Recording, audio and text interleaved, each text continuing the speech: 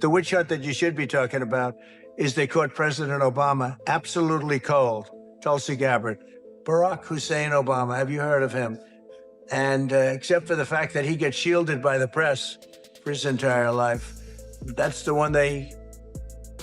Look, he's guilty. It's not a question. You know, I like to say, let's give it time. It's there. He's guilty. This was treason. This was every word you can think of. Do you remember when they gave that speech, when he gave a speech on television and everybody was like, this? And then they go, it kind of just went away. It was one of the most beautiful moments in modern American history. People really actually stood up and stopped a war from... Barack Obama's carefully built reputation is facing fierce scrutiny as Joe Rogan and President Donald Trump attack it from multiple directions. From unfulfilled commitments to well-delivered addresses that detractors claim produced little real impact, they portray his time in office as more performance than policy. What once appeared uplifting to many is now being viewed through a far more critical lens. This extends beyond a routine political critique. It is a pointed and unfiltered assault on the image, the narrative, and the record that defined Obama's presidency. Can I get a glass of water? I'm serious. I'm thirsty. Can I get a glass of water? This is not a prank. You never seen it? No. Oh my God, it's amazing. Oh, it's amazing. no. He gets a glass of Flint tap water, and I swear to God, he drinks it like this, like this. Problem He's is solved? bullshitting the world. Watch this. Can I get some water? I really did need a glass of water. This is not a stunt. Usually when something isn't a stunt, you have to say It's that. 100% a stunt. When was the last time a president stopped a speech to ask, can I get a glass of water? It's there. He's guilty. This was treason. This was every word you can think of. They tried to steal the election. They tried to obfuscate the election. They did things that nobody's ever even imagined, even in other countries. It's there. He's guilty. This was treason. Those, again, very strong words from the president. Nothing signals strong leadership quite like a man who vanished almost as quickly as the economic commitments attached to his name. Barack Obama, the president celebrated for eloquent addresses and marked by years of underwhelming employment figures, is facing renewed and heavy criticism. Leading that charge are Joe Rogan and the sitting president of the United States, Donald Trump, a political pairing no one anticipated, yet one that is drawing significant public attention right now. Barack Hussein Obama is the ringleader. Hillary Clinton was right there with him, and so was Sleepy Joe Biden. And so were the rest of them. Comey, Clapper, the whole group. And they tried to rig an election, and they got caught. And then they did rig the election in 2020. And then because I knew I won that election by a lot, I did it a third time, and I won in a landslide. Every swing state won the popular vote. But I won that all the same way in 2020. And look at the damage that was caused. Joe Rogan steps forward first, revisiting the Obama era and challenging how someone could make ordinary governance sound so remarkable. Obama possessed a genuine ability to deliver speeches that felt both compelling and refined. Even as critics contend that numerous commitments never fully materialized behind closed doors, Rogan goes beyond humor. He examines the contradiction directly. How does a leader maintain such broad admiration while leaving behind so many incomplete objectives, fading pledges, and a version of progress that many citizens feel never truly materialized? What? They would never do that. They would have water ready for him. No, you bring a fucking water on stage with you. One might assume a Nobel Peace Prize would follow significant peace achievements, not arrive before a presidency had barely taken shape. But critics like Joe Rogan contend that with Obama, optics frequently came ahead of outcomes. Rogan describes him as a leader who surfed an enormous wave of public support while, in his assessment, delivering far less than supporters anticipated. The media, he argues, treated Obama as a once-in-a-generation political figure, applauding every address while overlooking pledges that never fully came to fruition, including a long-standing commitment to shut down Guantanamo Bay. President Trump shared an AI-generated video on Truth Social Sunday depicting the arrest and imprisonment of former President Barack Obama.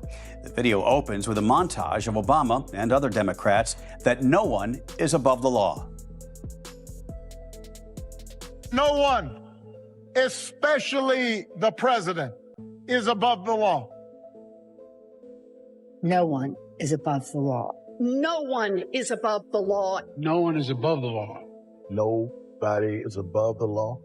No one is above the law. Nobody is above the law. No one.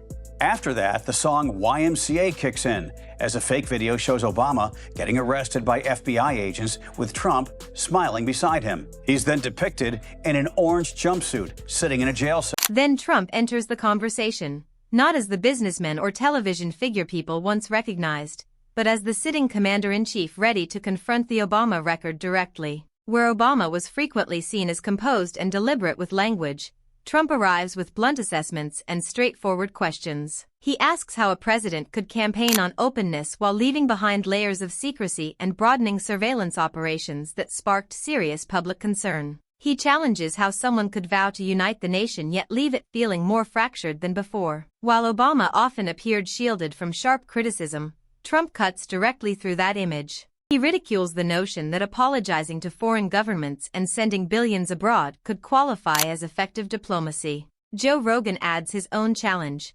asking how many world leaders genuinely respected Obama's approach and how many simply viewed him as an idealist whose public profile outpaced his actual achievements. For critics, the answer is difficult to dismiss. The post comes days after Director of National Intelligence Tulsi Gabbard announced plans to refer former Obama administration officials to the Justice Department for prosecution, accusing them of fabricating intelligence about Russian interference in the 2016 election.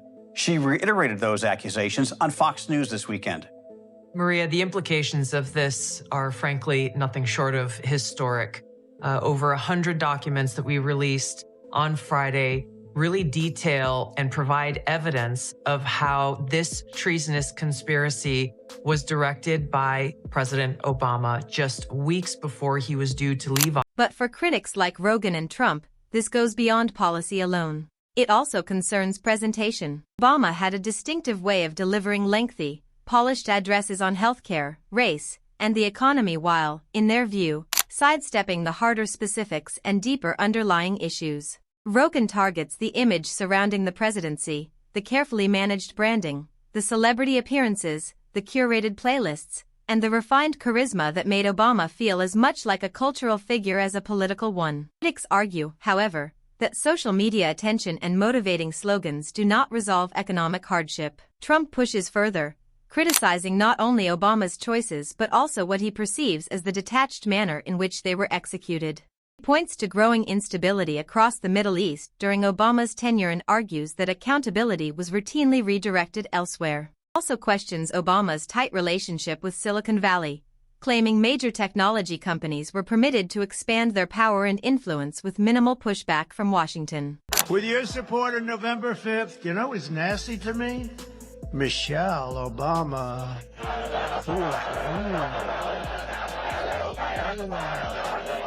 Ooh.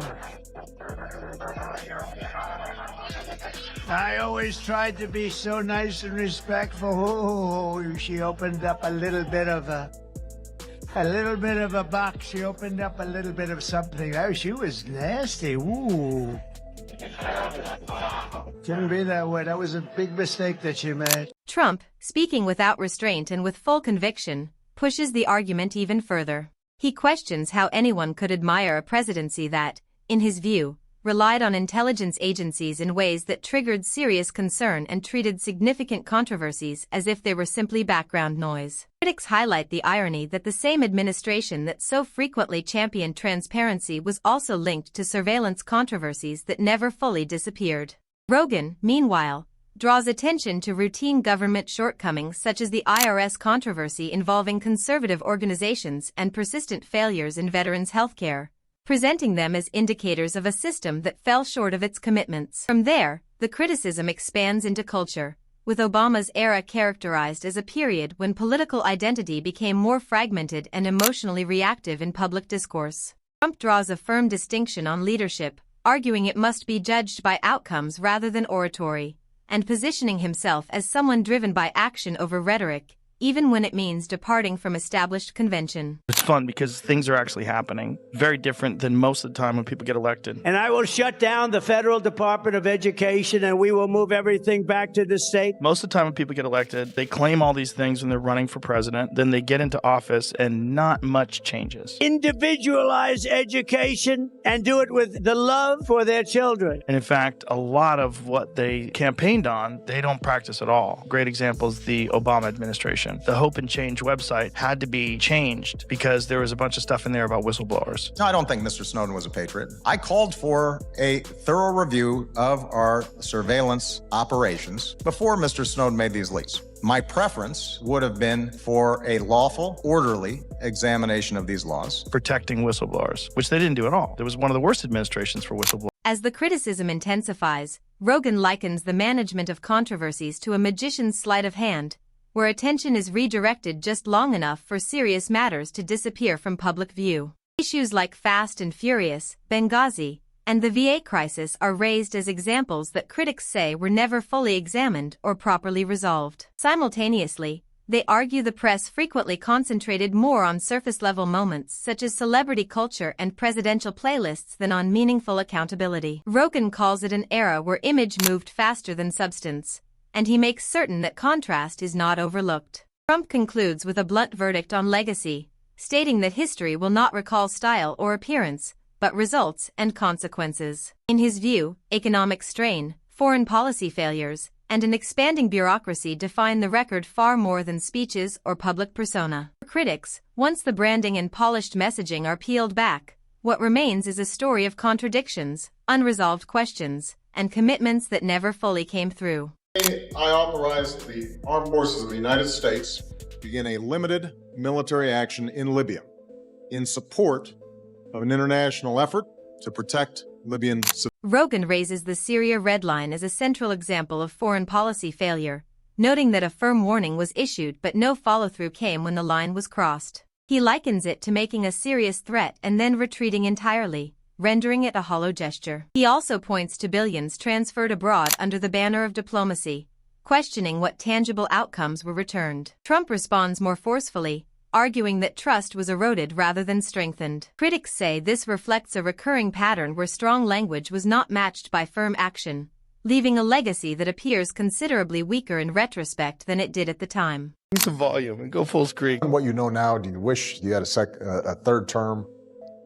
You know what, if I could make an arrangement where I had a stand-in, a front man or front woman, and they had an earpiece in, and I was just in my basement in my sweats looking through the stuff, and then I could sort of deliver the lines, but somebody else was doing all the talking and ceremony, I'd be fine with that. We know he wasn't really running the country. Yeah. We used to think he was actually running the country, and now they're like, no, he didn't even see those executive orders. That was all auto. Rogan jokes that Obama invested more energy envisioning his presidential library than delivering results worth preserving inside it, describing the era as one shaped more by public relations than by genuine performance, with media outlets functioning more as promoters than as watchdogs. He highlights the gap between the glowing public image and real-world setbacks like the troubled healthcare rollout. Trump acknowledges the situation inherited had complications, but critics contend that many problems were either created or deepened during that period and later redirected in blame. Together, they frame it as a case of style prevailing over substance, where the image was polished but the outcomes frequently failed to match the expectations. Obama went on stage and he roasted Trump. Donald Trump is here tonight. And one of the lines he said to Trump, he said, "I'm one thing that you'll never be, which is the president of the United States." Donald Trump has been saying that he will run for president as a Republican, which is surprising since I just assumed he was running as a joke. And you could see Trump in his head going, okay, I'm going to run now. That one moment where Obama was talking shit to him might be the reason why Trump was like, I'll show you. Rogan challenges how leadership could be reduced to smooth rhetoric while domestic manufacturing declined and employment moved overseas. He jokes that if eloquence alone were sufficient, every TED Talk speaker would be running a government. Donald Trump mocks the concept of leading from behind, labeling it passive and ineffective, arguing it resembled managing a slow decline more than guiding meaningful progress. In his assessment, allies grew uncertain, adversaries gained ground, and global strategy frequently defaulted to apologies and weak coordination. Rogan adds that when crises emerged, words routinely substituted for action. Donald Trump also criticizes educational outcomes during that period, arguing that genuine reform demands results, not slogans. Together, they conclude that the refined public image fails to align with the actual outcomes, and what was once presented as a powerful legacy is now being challenged far more aggressively.